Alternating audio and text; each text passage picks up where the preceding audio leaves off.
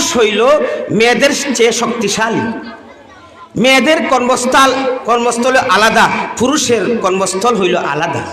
শরীয়তে বন্টন করিয়া দিছে, মেয়েরা তোমরা ঘরে থাকো, ঘরে থেকে পারিবারিক কাঠামো মজবুত করো, সন্তানদেরকে লালিত পালিত করো।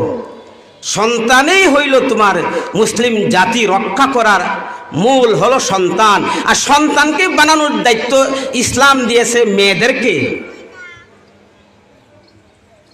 আরে ভাই, একটা সন্তান বানানোর দাম কত? বর্তমান অত্যাধুনিক বোমা, পারমাণবিক অস্ত্র, অত্যাধুনিক অস্ত্র